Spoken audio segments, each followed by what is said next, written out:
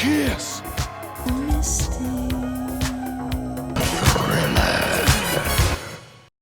All right, here we go. Here we are. Welcome. It's Derryl Yeager and Veronica Cabling. Yeah. Yes. She was Yeager's now my middle name. Yeah, Yeager's her middle name because I didn't give her a middle name. Yeah, he didn't. So when I She's got been married, upset at me ever since. You know. no, I actually didn't mind having. For a while, I was like, oh, it's not cool to have a middle name, and then I was like, you know what? I actually like this Yeager name. That I want to like keep it. What? So Well, I embraced it, and now I'm kind of going. Oh, I should have just kept it Veronica Yeager, and not switched it. Don't tell my husband that, but he's actually okay with that. No. He's okay with it. He actually was just like, whatever you want. So, but like, I do like love the Yeager name. Well, so thank you. I appreciate it. So thanks for giving it to me. I know. She's my daughter. She's the middle daughter. Yeah. Yep. And because we have 5 kids, Cheryl and I have Aaron, Amanda, Veronica, Andrew, and Elizabeth. Good job, you won. I know. Ooh, The that quiz. was scary. Pause. I could have almost forgotten one. But, we're starting these podcasts because we want to let people get to know the workings behind Odyssey Dance Theatre and what we're doing, and get to know the dancers, get to know behind the scenes, some extra little tidbits. Scenes, yeah, little tidbits, little stories and things like that that make the performance even more interesting, I think, when you come to see a performance of Odyssey Dance Theatre. I think it's a great opportunity to delve deeper into it. You know? Well, also it's too like sometimes depending on things, but it's the creation process sometimes of like how something was created versus the end product. Right. Can be so fascinating to learn. I love when we teach dances to the dancers, I'm always trying to give them the backstory of like either how it was created or what's their storyline, Right. so that they come out with more. The product is better. Yes. So I think this is more of the behind the scenes. In depth. Yeah. Well, it started like 31 years ago. I was here in Utah. We had just moved back from Santa Monica, California, and I started teaching at Center Stage Performing Arts Studios, and I just saw that there was this huge pool of talent of dancers who didn't want to move to New York or LA. They were just here, and basically they got really, really good. If they wanted to go to New York or LA, they could have worked there, but they didn't want to go. They wanted the family atmosphere that's here in Utah. Yeah. And so I thought, well, we have Ballet West on one side, and you have RDT and Ryrie Woodbury on the other. And I felt that there was a big hole right in the middle. I kind of looked at Hubbard Street as kind of a model. They were, at that time, they were more of a jazz company.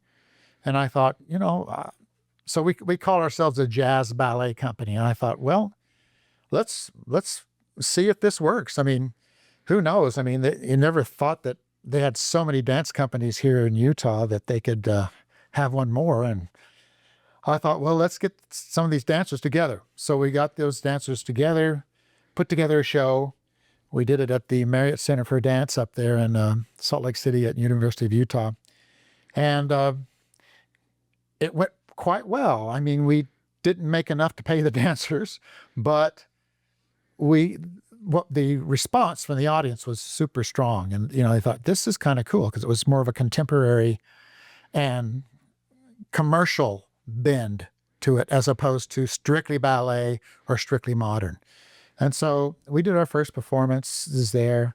You wanted me to tell the story of how I got the name Odyssey.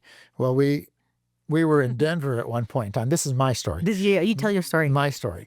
We went to Denver. We were doing a conference there, a booking conference. And we went to this cafe, and it was the Odyssey Cafe. And at the time, I actually started out calling the company the Utah Contemporary Dance Theatre. Mm-hmm. That's because I thought, okay, people who fund things like this, that sounds really, really legit, right? And so, but when I went to these conferences, the guys came to me and says, you got to change your name because nobody likes modern companies. nobody likes to book them. Well, also it was like putting the name Utah in there. Like Yes. it kind of zoned you into just one place versus like being able to go around Yes. the world. So it was like saying Utah, people were like, oh, Utah. They already make a judgment there. So he was like, you should change the name. And this was before Utah became one of the centers for dance. Right. And now it's like, you're from Utah? Whoa. Yeah. You're a dancer. Yeah. And so Yeah. we went, and there was this cafe. It was called Odyssey Cafe, and it said it had a description: a journey filled with notable events. And I thought, well, that's kind of what we do. You know, we take audiences on a journey. We take them through. We tell stories. Yeah. We tell stories. We do it with all different styles of dance. And so I thought, okay, how about Odyssey Dance Theater? And we actually started off with Odyssey Dance Utah, but then we changed it just to Odyssey Dance Theater because we're very theatrical in what we do. And that's how the name got started. What's your story? Well, my story is you had a raffle between the company members. Uh-huh. And you said, whoever like comes, like, let's all come together with different names. And if we pick your name, like you get $100. And we're like, sweet. So we all went back and like came the next day. And I presented the name Odyssey in front of everybody. And everyone went, that sounds like Star Trek. And so the whole company shot it down immediately. But like I had already seen the definition of what it was because I was looking up a journey, like experiences, and Odyssey was one of the names that came up. And so I said that. Granted, I was only like 16 at the time. Uh-huh. So my energy in the company, I was like the bottom of the totem pole. Nobody wanted to listen to me. So I was like, Odyssey. And everyone went like, what? Odyssey, Star Trek, shot down. Then you went to Denver. And I think you forgot that part, that I did that part. But then you went to Denver and then you saw that. And then that's when you're like, Odyssey. And then you forgot about the little Veronica. Oh, I'm so sorry. That's okay. That's okay. But I do remember that part. I was like, I did bring that name forward, but nobody remembered. I didn't get the $100. You did? I didn't. It's okay. I still owe But you $100 then. You could. Oh my gosh. It's been, a while. I've been holding on to that one. But that's my end of the story. Sorry, you're so scarred. Scarred. You're so No, I'm not scarred. scarred. I remember, and honestly, that was just me in a different phase of my life. And when I was just young, I was really young, and so I had no voice yet in that company. That me bringing the name forward, but it is because yes, that's when you were sold on it, was hearing the definition. So anyway, but now it's Odyssey, and it's beautiful. Yeah, and so we came up with that name. The whole idea behind the company was I wanted to provide a professional opportunity for these dancers who didn't necessarily want to go to New York or LA. And they had the talent to be amazing. And they'd gone through 10 years of training and then they were just teaching. Nothing wrong with teaching. That's fabulous, but they hadn't really fulfilled themselves as far as performers are concerned. Yeah. And so that's why I said, let's try this. Let's kind of create a company that does these kind of things and is more of a commercial bent. And so we did the first performance there, and then we did a couple of, it was only like one performance a year for a couple of years. And then we came upon the idea, I said, I got to do something that's going to make us some money. Right, like your own nutcracker situation. That's a yearly thing. And so what I wanted to do, I looked around and there was really nothing going on in Halloween at all at that time. And I thought, well, I'd like to do like a full-length Dracula. That's what I'd like to do. And so I thought that could be so cool. But then I looked at the reality. I said, to do that, you'd have to have huge sets and costumes and all this stuff. And I'm like, I have no money. I can't afford this. And so Bruce Huff, who was our chairman of the board at the time, he's the father of Derek and Julianne. Yeah. He said, well, why don't you just do, some vignettes or something like that, based on Halloween. And I thought, oh, okay, fine, I'll give it a try. And so we started putting together these ideas, Curse of the Mummy and well, obviously Thriller was zombies. Makes sense. That made sense, and then, we put together Jason Jam and some of those things that are still in the show now that was really, really remarkable. And I thought, okay, this thing might have legs. And about 2 weeks before, we scheduled 4 performances at Kingsbury Hall.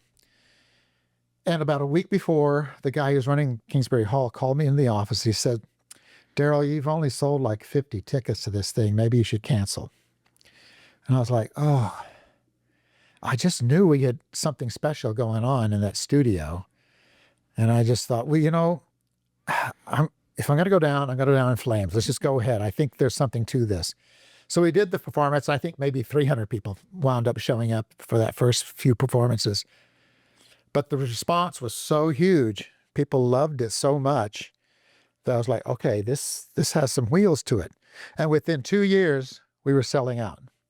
And so now we do over 40 performances all over the state of Utah, which is really remarkable. Yeah. It wears everybody out. But, we go to Ogden, Logan, Park City, here in Salt Lake City, and then also down at Tualatin, down in St. George. I mean, it's remarkable. And I don't know what it is about Halloween, but Utahns just love their Halloween. Oh, it's the best. And so it's the best. And after we created that, all these haunted houses started showing up, and then, it just became one of those things that people go to on a yearly basis. Thing for people, yeah. They like and so they do their haunted house. That became our big moneymaker. That became our nutcracker. So even today, it's still the thing that really funds the company. 80 to 90% of our budget comes for ticket sales, and most of that is based on Thriller. And so I will say something that is beautiful about those early days was a lot of us, like, we weren't getting paid for rehearsals. It was like the show. And I think you even sat us down one day and said, I can't pay you guys, but I can pay you at the end of this show. Like, hopefully, it was always just kind of maybe, but like those dancers at the beginning, that core moment was later, like, I say core moment, Inside Out, was that it was the diehard, the dancer in us was like, we love this so much. We just love getting to perform like that. It doesn't matter, anything. That we trusted you, and then you were willing to like take that leap and just like, you've always had that moment of like, you were like standing on a cliff and like, either I jump or I'm just gonna like sit here and wait. And you always just like take that leap of faith and just jump and be like, you know what? Even if I have nobody in this moment, I believe in myself, and I believe that there's something magical about this that I need to just go with it. And a lot of it you took that risk. My belief in the dancers that we had too. The talent was so amazing. And, and I think that's what really, really helped me to keep going. Yeah. You know what I mean? Was working with them in the studios, choreographing, putting things together. That's really what I loved to do, was just to be in the studio and working with dancers. And that was creating. Yeah. You're such a creator. And so, for sure. So we started with that. We did a spring season. We've been on tour to Europe for 19 years. And we're actually getting ready to go again in March. On March 17th, we're going back to Europe on a European tour. Most of the dancers haven't been on that, so it's going to be a really cool experience for them, the dancers that we have now. And so, we created that as an opportunity for them to have a professional career without having to go to New York or LA. And because I'd seen so many people go to New York and LA and just lose themselves entirely. I mean, they just get, they wind up waiting tables, and that's about it. They can't even afford to pay for dance classes when they're there and stuff. And it's a really, really hard life. And when you go to an audition, there's 3,000 people there, So I felt like this is an opportunity to create something special for us here in Utah. We've since branched out. We do audition elsewhere and stuff like that. We bring people in from all over the United States. And what's really cool is you've brought in people and then they've stayed. Yes. And they've branched off and done other things and created lives here. And, ooh, this is new. Created lives here, also giving back to the community. So you're bringing in dancers from all over, and now they're giving that information. And then they become teachers as well while they're having this professional career. They're getting to go out there and teach to all these different studios. So now it's upping the level of our state here in Utah. That's upping the level and the knowledge and everything in Utah. Like, I feel like the last 10 years, it's been like, whoom, this like huge raise of the level of dancing and also, well, TV shows and stuff like that helps as well. But I want to say that creating Odyssey and like bringing in these dancers, it's given back to the community in that sense of like this crazy circle of life. One of the things that makes the company so different is that we do all styles of dance. Yeah. And I mean, we've had 9 dancers be finalists on So You Think You Can Dance. And so, and the thing that really makes them stand out is they've already done all these styles before they Yeah. get there. Mhm. And I always tell them when they go to audition, I said, they're not going to have you do anything you haven't already done. Right. Therefore, you just go do it and have fun. And that's always, it's really remarkable. We had that many dancers as finalists, not just being auditioneers, Yeah. but, we're finalists in the show. And we have several dancers, quite a few dancers that are in Dancing with the Stars now. Brandon Armstrong was in our company. We have several dancers that are on Broadway. Thane Jasperson's still in Hamilton. Still in Hamilton. He's the original cast member, and he's still doing it. Yeah. It's been like, 11, 12 years now? He's been doing so. Yeah, it's amazing. But, we've had dancers go on from the company and do so many great things. I think that's something that I know I'm very proud of, in the sense that they go out there and do very well for themselves out there in the real world, Yeah. and they come from humble old Utah, and, you're one of the people that came out here and now you live here, you know? Yeah. Yeah. So, that makes a big, big difference. I started out dancing when I was 16. I just used to do football. I did hockey, baseball. I played all these sports in high school. And then I got cast in the musical. I wanted to be Lancelot in Camelot. And I could sing, but the guy they cast was an actor. He was a better actor than I was, but he couldn't really sing that well. But anyway, I wound up being Dap, his squire, but I was in all the dance numbers. So the guy who was in charge of the theater program there, just, try this. I whip something off, I just seemed to have an aptitude for it. And he said to me, why don't you come to my studio, and maybe take some classes or something like that. I'm like, okay, maybe. So I went there and there was like 28 girls and not one guy. And I thought, dude, I like these odds. This is awesome. This is awesome. And so I started taking classes. And I remember at the bar, the first couple of times he had me lift my leg up there, and I'm like shaking. I'm going, holy crap, this is hard. This is hard stuff. Yeah. Yeah. Carson's still shaking while he's doing this, So, yeah. Shout out. No, but what really drew me to it was first the girls first, but the second of all, the challenge of it. Yeah. It was so hard, and I was like, how can I do this? And so this really can take some work. And there was something about performing that made it really, really exciting for me. So and no matter how hard or how good you got, you could always do it better. Yeah. So for me, that was the challenge that really drew me to it. Like, okay, I can only catch a baseball so well. You know what I mean? I can shoot a hockey puck so well, but something about performing and using your physical body to do choreography and stuff like that, that was challenging. And I loved the challenge. And so I started taking classes and was able to get a scholarship to the San Francisco School of Ballet for the summer. On the way, I drove through here, and there was a ballet company, Ballet West, that was here. And, we stayed and watched that company rehearse for a couple of days. And then we went off to our San Francisco, and I just knew this is where I wanted to come back to after meeting the people in the company there. And so I came back to the University of Utah when I graduated from University of Utah. And, back in those days, the University of Utah was the official school for Ballet West. And so they kind of like, if there's a guy willing to wear tights, we'll bring him in. You know what I mean? And so You lucked out. I lucked out. I just said, okay, great. And so I started working with Ballet West almost immediately. And then, and I started off as an apprentice and worked my way up through, it took several years, but I worked my way up to be a principal dancer in Ballet West. And there was this beautiful And there was dancer with beautiful, gorgeous feet in the side. There was this girl that was in the studio there. She was kind of in the corner. And she was quiet, but man, she had amazing feet and technique. It was the I was feet. like, what the heck?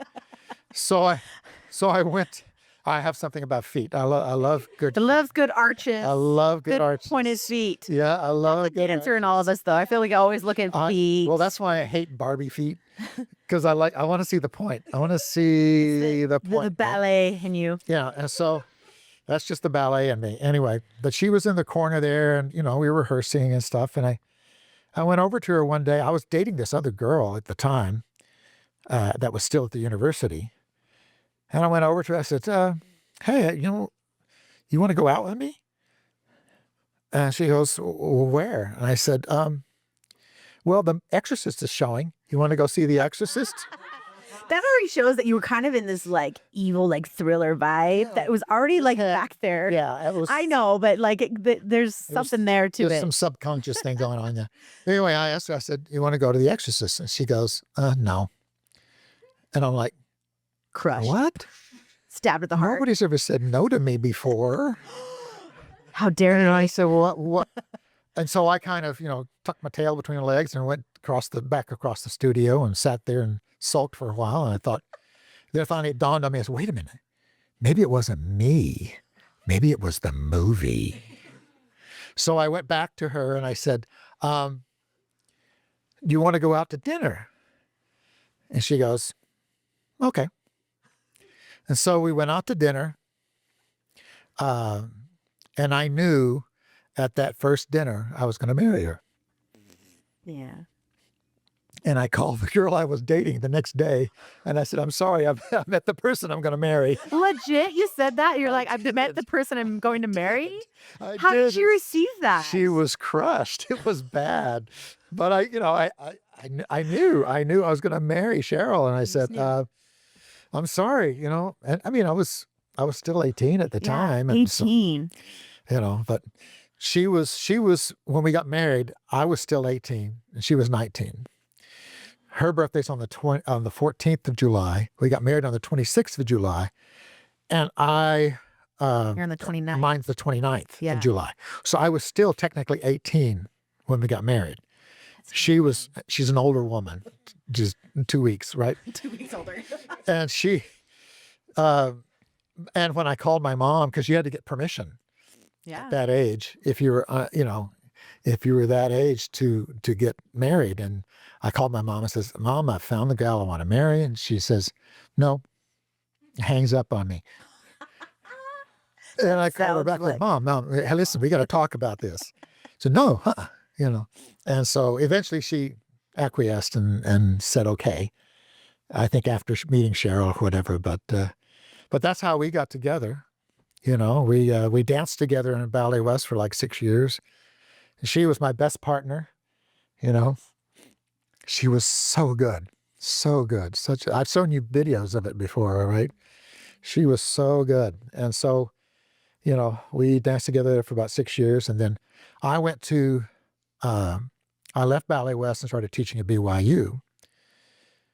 And, we started having a family. I mean, when we, That's when I came in. yeah, that's when you guys came in, we just started having a family. We had 5 kids. I think we call me, am I the chorus line baby? I'm chorus line baby. Yes. 'Cause We labeled us children, like each one of us, right. to a show that you were doing at the time. So That's true. you were doing chorus line touring when I was born. And then my younger brother, Andrew, he was born during Cats. Yes. So he's the Cats baby. I'm the chorus line baby. And then I guess Aaron and Amanda were during your Ballet West time, I guess, at that time, or in schooling, stuff like that. Yeah. But I got the chorus line one, so I feel kind of cool about that. It's my little badge. So speaking of chorus line, I do have a good story about chorus line, how I got into chorus line. Oh, it's one of my favorites. Yes, it's one of your favorite stories. Yeah. So I went to teach at BYU. I was on there, the faculty. I was the artistic director for the theater ballet there. We were doing some great things. It was really awesome. But we were in the women's PE department. And so I felt it was important that we get into the fine arts department because that's where ballet should be. So, we started talking to the faculty, we talked to everybody, and they said, the faculty was really for it. But then I got called into the dean's office and he says, "Derryl, if you talk about this anymore, we're going to fire you." And I'm like, oh, okay, this is BYU. You know, I thought it was going to be better than that. It wasn't. 10 years later, they did finally get into the finance department. But at that point in time, they told me to just shut up, you know, and go teach your classes. Come to find out, the reason was we had a lot of Ballet 101 classes, which were full of people just taking ballet for the first time. And it was a huge income producer for the women's PE department because we had all these full classes. They didn't want to get rid of those, you know, and lose them to the fine arts department. Anyway, so I was there at BYU, and I just knew it was not going to, you know, I was not happy there anymore. And I felt like, you know, and I was still in my early 20s. I thought, you know, I haven't finished my performing career yet, so let's see what else we can do. So a chorus line was traveling all over. They had quite a few companies at that time, and it was huge. And every place that they went to, they would do auditions. Which is so cool. They don't do that anymore. Yeah, they don't think they do that anymore because, and it, you know, so I. Or like that anymore. It's not every place. So I tried to prepare myself. You know, I worked on my voice. I worked on my tap because I wasn't a very good tapper at the time. And, you know, my ballet was fine. I had no problems with ballet, and jazz was pretty good too. So, but I was getting ready. I really prepared myself for this audition. So I'm sitting at home on Wednesday night, and they have a news thing on the news, and it says, "Oh yeah, we're here at the chorus line audition today." And I sat there. I missed it. I had missed the audition. And I'd done months of preparation for this because I knew I wanted to get out of BYU at that point in time. And so I was just devastated. I said, what do I do? And I talked to one of the girls who had actually gone to the audition. She was a friend of mine, and she said, well, I made it through, and I've got the number of the casting director. So she gave me the casting director's number. And so at that time, I also had a teacher that was at BYU who's an acting teacher who was very good friends with Bob Fosse. And just some connections there. Some connections there. Just Bob Fosse. And so, I talked to him, and I said, you know what? I want to go to New York over Thanksgiving weekend, and I'd like to see if I can audition for Bob, at least. Because at that time, I thought he had that show, Dancing, that was on Broadway at the time. And I thought, I'd love to go do that first and continue to work on my acting and singing and stuff like that so I could be ready to do a chorus line. That was my goal. So I went there, and so I had BYU pay for the ticket. It was great. So I went there on Thanksgiving weekend, and I called this guy Joe. I called this guy Joe, who's the casting director for a chorus line. And I said, listen, I'm Derryl Yeager. I'm coming to New York over Thanksgiving weekend. I missed the audition. Is there any way I could audition for you while I'm there? And he said, oh, Derryl, nobody stays in town during that time. He said, but, when you get here, bring your picture and resume to the Schubert Theater door, and we'll see what happens. I did have the appointment with Bob Fosse. At least I had that. And so I went. Made the trip worthwhile. You're like, okay, so it makes the trip worthwhile. Yeah. So I actually had an audition with Bob Fosse, a private audition, in the same studio that he shot all that jazz in. He's sitting in the corner with a cigarette hanging out of his mouth. I do all my. Like the movie, just the guy. No, he was. I mean, literally was that. That's so cool. And so I had a little ballet number. I had a little tap number. I had a little, jazz thing. I put, sang for him and all that stuff. And he sat there, and he goes, well, your tap needs a little work, but, my ballet was strong enough. He said, I don't have any openings right now in dancing on Broadway, but if you're going to move back to New York, which I was kind of planning on at that time, why don't you get in touch, and then we'll teach you the drummer boy solo, which is the lead role in dancing. And so I said, okay, I'll do that. In the meantime, like on a Saturday afternoon, I was thinking of taking a tap class because I kind of needed better tap.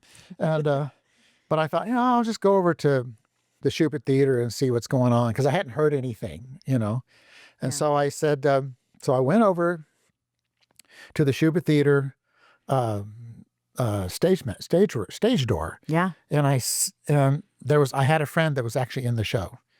And he and I were sitting in the stairwell, just chatting and stuff like that. I thought maybe I can get a free ticket, but no, you don't get free tickets in Broadway. And so we were sitting there chatting, and this guy came down the stairs, and it's Tom, who's the dance captain for a chorus line. And so he introduces me to him, and I said, "Hi, I'm Derryl Yeager." He said, "Oh, Derryl Yeager. Yeah, we've got an audition with you this afternoon." I said, "What?" He says, "Yeah, hasn't Joe gotten in touch with you?" I said, "No, I haven't heard a thing." He says, "Well, can you come back at 4:30 after the show here at the stage door, and we'll do an audition with you in between shows?" And so Right time, right place, said, right time. Okay, if I hadn't gone to that, I wouldn't have known about the audition. Yeah. And this was before cell phones existed. There was none of that. It was just like you just happened to just be in the right place. So right I time. ran back to the apartment, changed, warmed up my voice, got ready, did a few pliés, whatever, and ran back to the theater. And so I'm on the Schubert Theater stage, alone. And the dance captain teaches me, the opening combination and stuff like that. And I'm whipping it up. And then he teaches me the ballet combination. And I'm such a smart aleck. I said, there's an ensemble in it. Yeah, you're like, I said, "You want beats with that?" oh, just go like, want me to do it? He said, "I can do it for you." Just so I was just an idiot. Anyway, so I did all the dancing, and then they had me sing. So I was standing in the middle of the stage, and I had this song, "Start Spreading the News. Yes. I'm leaving today." Literally in New York singing, New York singing it, right? And I started doing my Larry Lounge Lizard act. I had choreography and stuff like that. And I hear from the back of the theater, "Derryl, stop, stop." And I stopped, and it was Michael Bennett. And he said, "Derryl, just stand in the middle of the stage and just sing." So I walked over to the center of the stage, and I'm like, just clamped. Humble-eyed. Spreading the news. Don't move. And I sang the song, and they said, "Okay." Did you know Michael Bennett was back there? No, I didn't at the until I heard him audition? say stop. You just knew that the dance captain was teaching you this composite kind of watching. You had no idea. Michael Bennett is the creator of Course a Line. Chorus Line. Yeah. Okay, there we go. But he just yelled at me and just said, "Stop.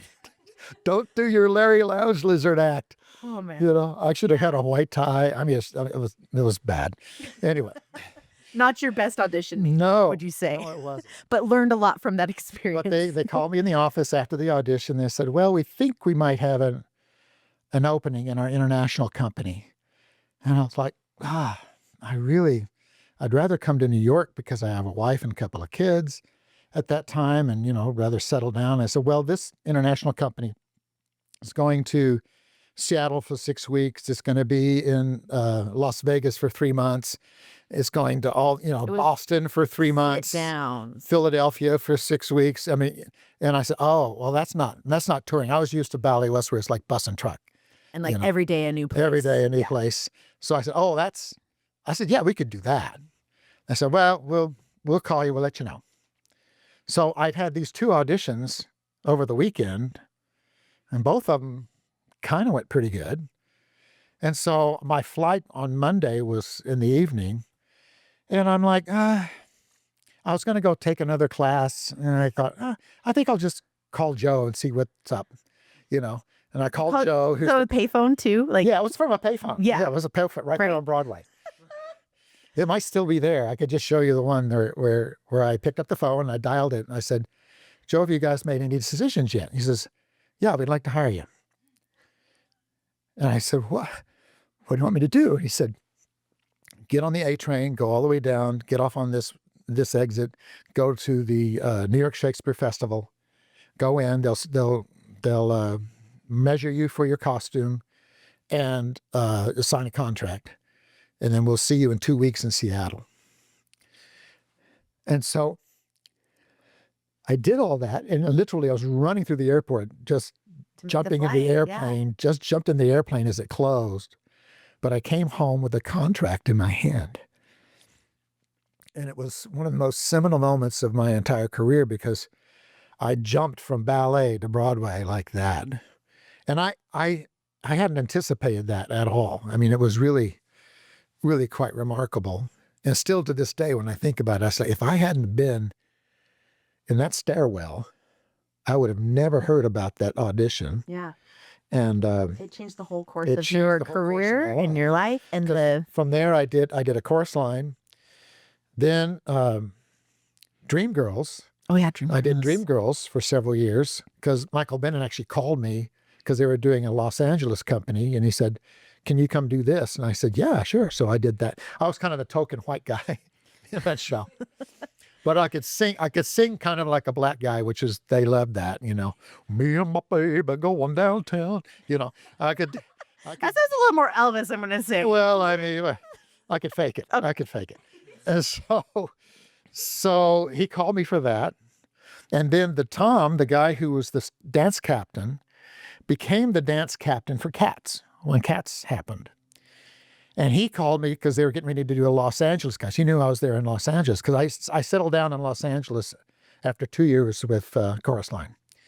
And did lots of television and film work out there. And but he called me and says, can you come assist on the auditions? And so I was their assistant for the auditions. And we auditioned over 3,000 people for a 45 people cast.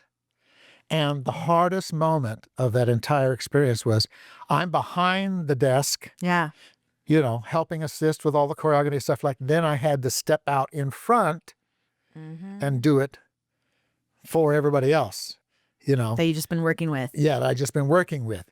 So that was really, you'll probably relate to that. Yeah, you've done that to me before too, because I've assisted you on things and then you're like, well, now you need to go audition. And I'm like, dang it, I wish I could have gotten out of this. And now I have to go sing in front of you and the whole panel, even though I was working the other side. Right. That's mortifying. So it's because you're like all chummy with them, and then you're like, oh, yeah, like, you're all please chummy. pick me. And then, yeah, it's so hard.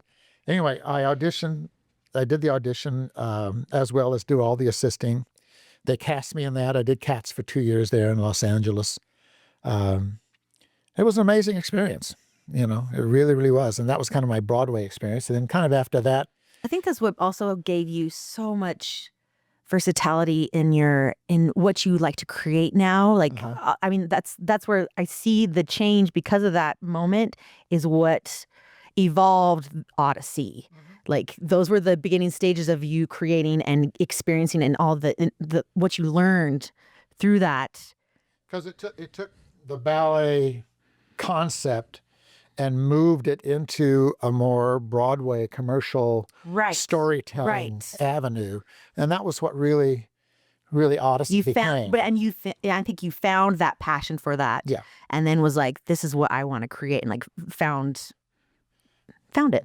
Yeah, I found it. I mean, it was amazing. And so I stayed there in LA. I did quite a few television productions and films. It's up Girls Which Want to Have Fun. I'm in that. Oh, yeah. If you guys want a really funny time to go watch that. I did voiceovers. Yes, you did. I did a voiceover for a movie called Gore. I was just talking about that like 2 days ago. I was the lead character in Gore and Return to Gore. The two, and it was really, I was just the voice. Yeah, I'm just the voice. I'm overdubbing this Italian actor who couldn't speak very good English. And so I had to overdub his entire voice on the entire film. So if you want a real jolly, go look that up and listen to it, and you'll hear me grunting and you know, all this stuff that you know. It was kind of like a Conan. It was kind of like a Conan the Barbarian kind of a show. Yeah. And so I don't even know if it. So I did You voiceovers. have to it's a deep dive to even find that movie. Maybe. Oh, you can find it. You can. Yeah. Okay. All right. Yeah. Sweet. It's out there. It's out there. So, but I did lots of television. We did lots of musical comedy shows. Yeah. You know, and Tracy Ullman. Tracy Ullman. I mean, there was all these things going on at the time, but they started not doing that stuff anymore. And so the work kind of started drying up there in Los Angeles. And that's when we had the big earthquake, and I said, okay, I think it's time to move. So we decided to come back here to Utah. I started teaching at Center Stage. And then the rest of it's kind of Odyssey history, what happened here. Yeah. But I think you're right in the sense that all of the things that I experienced in my professional career as a dancer and performer were the seeds to... seeds that made Odyssey what it is today. So, yeah, for sure. And that's, I mean, it's an amazing thing. It's an amazing thing. It's something that I'm very, very proud of, that we're still here, first of all, because there was lots of times it didn't look so good. We just didn't have the funding. We're still the kind of the new kids on the block as far as funding is concerned. And, but now, we kind of make it on our own. If they don't want to donate to us, that's fine. We make it. We'll find a way. We find a way. That's that whole thing that you were talking about, or I was talking about before, is like you have always found a way. And there's that moment where you're sitting on the cliff and you're like, do I do a jump dive? Do I fly off this and just embrace? And I mean, there's times even you've looked at me and you're like, can you not take a paycheck? This is way back in the day that there was times where you looked at me and you're like, can I not pay you so I can pay the other dancers? And I was like, okay, yeah.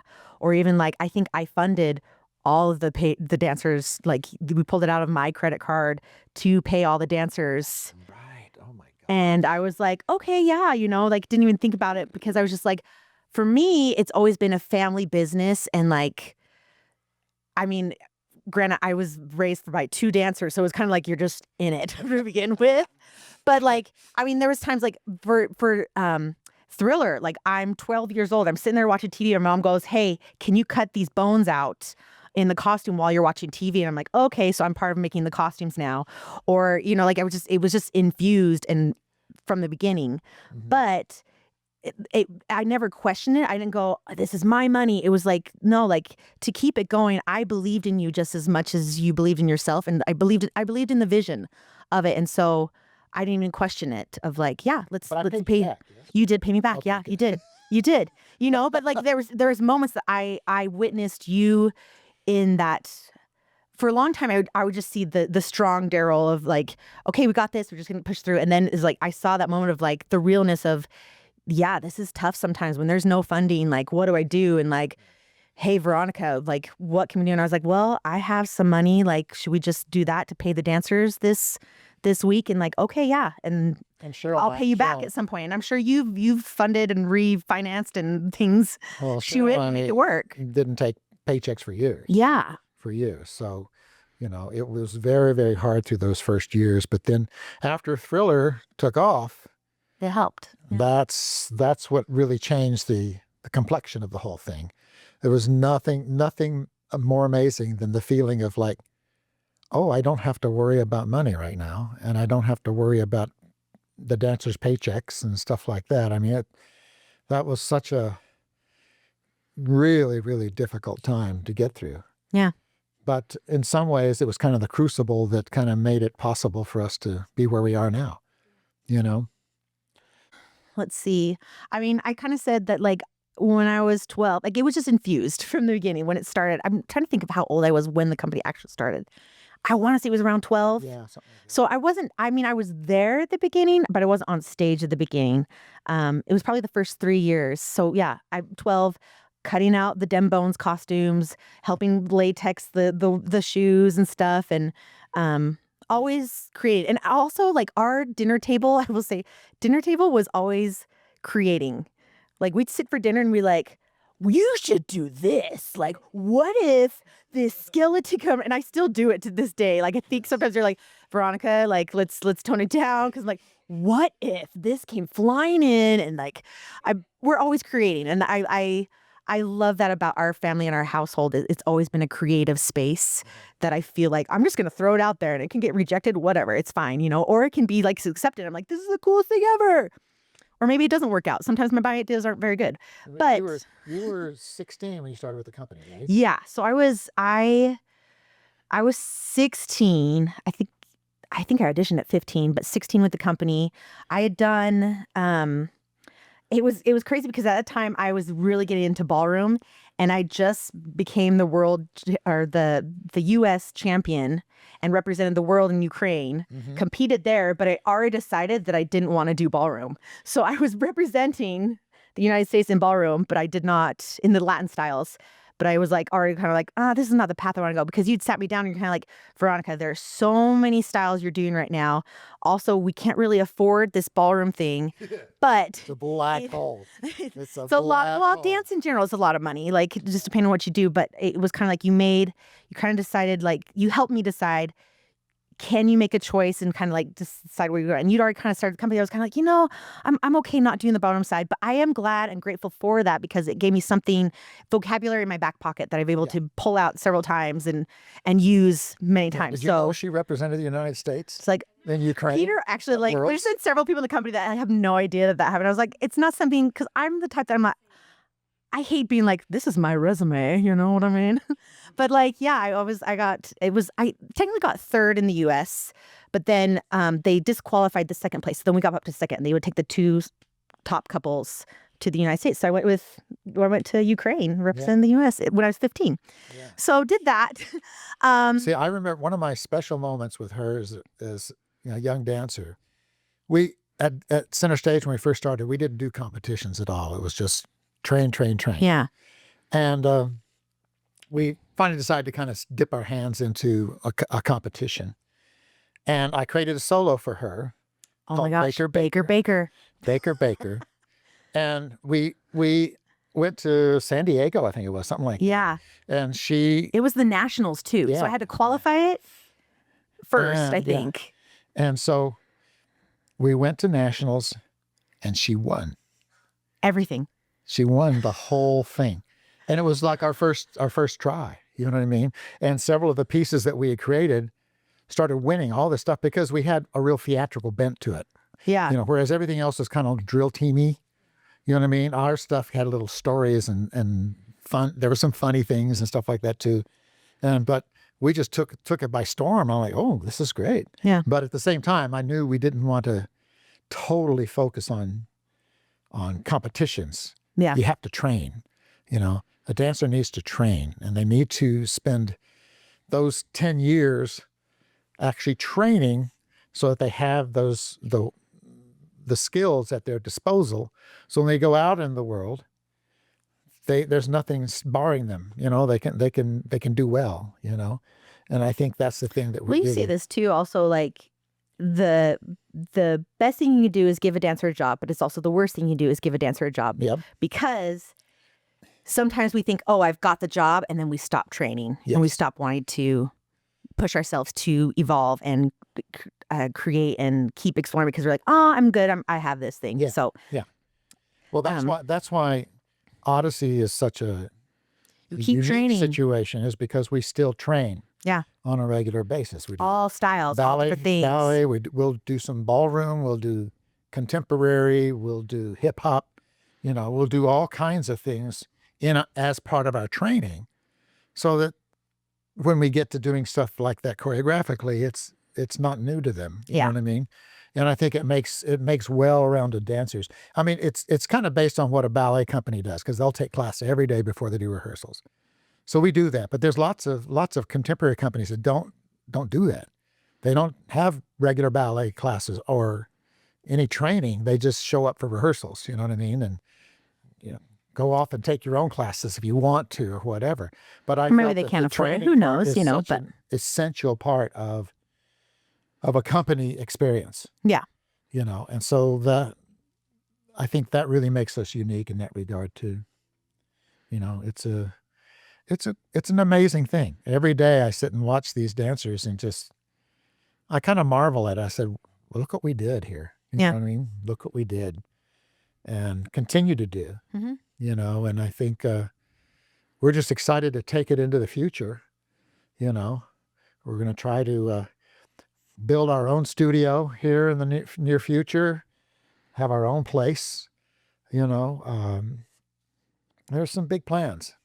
You know, so I wanted to touch on this a little bit of some beautiful like memories of me on, not just me, I shouldn't say me, but things that I remember on stage that have been more than just like I want to say out of body experiences that have happened on stage through dance, which I think is so beautiful. I talk to the dancers a lot of, I mean, I've evolved from being the 16-year-old to being the dance captain to now, like when I started getting injured and stuff, I was like, it just kind of naturally happened that I was like, okay, now I'm kind of a little more in charge and now I'm associate director. But I don't even know if we had that conversation, but it just kind of happened naturally that it is such a beautiful thing to be able to dance and to it's therapy.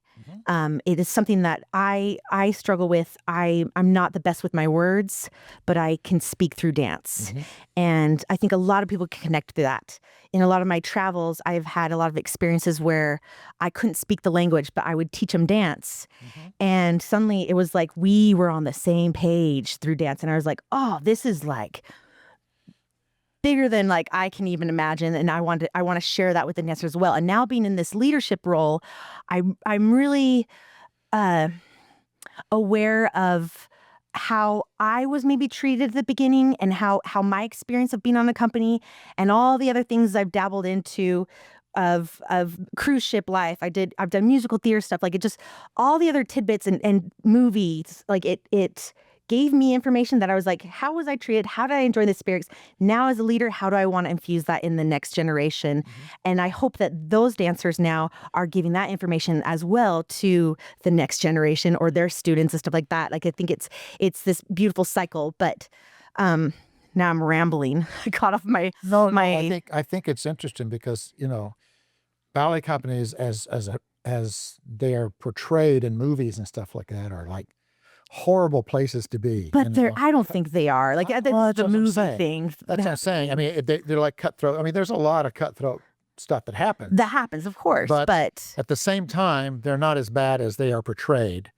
And for me, one of the things that I am most proud of as far as the company is concerned, I try to create a welcoming and happy atmosphere. A family atmosphere. A family atmosphere. Something that everyone is enjoyed and appreciated for the talents they bring to the table.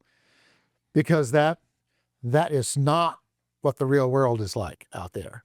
Or the movie version. Or the movie versions of it. Yeah. I mean, that I think is something that's really unique about the company, is that the dancers, as far as I can tell, really love to come to work every day. And I think they honestly build friendships that last beyond the company. Sure. And I've seen that over the generations that have gone through is really cool to see. Like they still get together and they all have a birthday party here, or this group always comes together and like even in their old age, there's still like these little like cliques.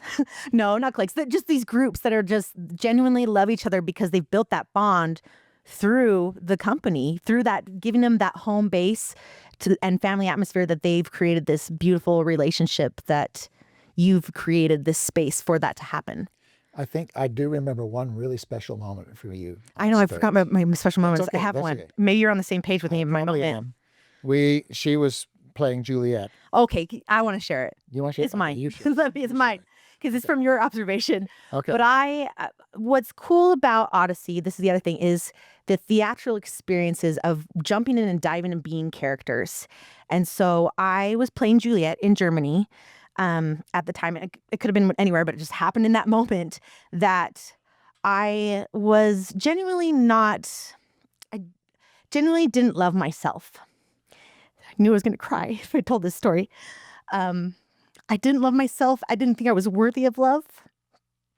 I was not in a relationship at all. And I felt a lot of judgment on that because I wasn't in a relationship. And I was just like, I'm just loving my dance career. And I just accepted who I was. And I was like, if this is my life, this is my life. And I just met my husband at the time. So he was just kind of this person. He wasn't my husband yet. Just this person that I was like, wow, like there's some sparks there. Like something's happening. And then we get to doing Romeo and Juliet. And we get on stage and we look at each other. And I'm looking at a totally different person. But I saw not necessarily my husband, but I saw myself being loved for the first time. That I was like, that could be my future. and that I'm okay. Like I can accept accept being loved. And that was like the first time I had like accepted that. And it was the craziest thing to happen on stage, but also the most beautiful thing to happen on stage, because suddenly it was like, wow, this is beyond dancing. Now I'm learning life lessons through this. I am opening my heart to this beautiful experience of telling the story of Romeo and Juliet. And now I get to like, and then I came forward and literally my partner was like, looked at me and was like, are you okay? And I was like, yeah. And like tears are streaming down my face. And like, and then you witnessed it from the artist's perspective and you came backstage and you were like, are you okay? And I was like, just weeping. And I was like, I couldn't figure it out. Like couldn't put words to it in the moment. But then looking back on it now, I was like, yeah, I literally had like, I had an out of body experience of looking at something and being like, you are worth love and you could have this, you could have that in your life if you want it. And, it is okay. Like I gave myself permission to do that. And it was like through dance. And I was like, oh, that's so cool. It's so cool that we get to have can have these experiences on stage and give other dancers that opportunity to grow and learn about themselves and to build relationships. I mean, there are so many relationships that have come through Odyssey as well. We haven't even tapped on that. We could go through, there's literally probably like, Who could there be? I want to say at least 7 to 8 couples that have come from Odyssey of just bringing these people together and you build that family relationship. And then suddenly there's this whole relationship and we get to like watch them, we're like, oh, they're like, they're flirting, things like that. It is so fun to see because you're like, you're creating that moment of not you're creating it, but you're giving that space for that to happen. And that is, it's beautiful to watch of like, not, I mean, it could be a badge of honor, I don't know, but it's cool to have that as well of like we've created this loving atmosphere that like love has happened in front of us many times over and over. I remember that experience. I sat there and watched her, and it's in the marriage part, when Bleeding Love. Bleeding Love. She came out and I literally saw her. She just came through her like, oh my gosh, I'm going to have this happen to me.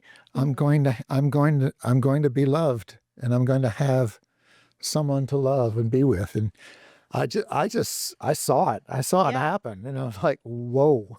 It was like rain happened on my body, and it was powerful. I'm so exposed and I'm acting right now. Yeah. But also it was very real. It was such a cool, there's been so many.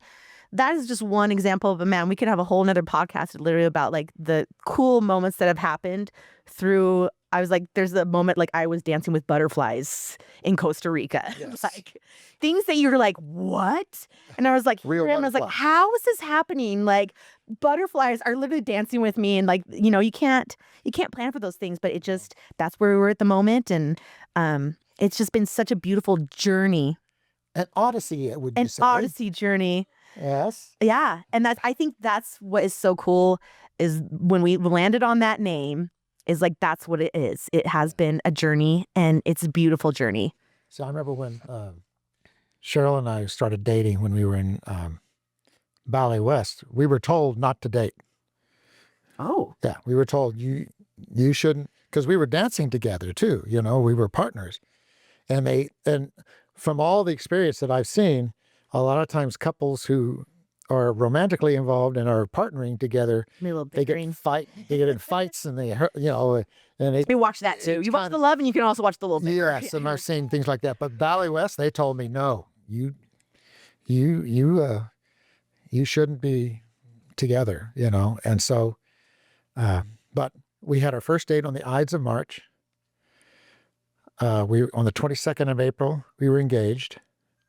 And then the 26th of July, we were married. Wham, bam. The thing is, when you know.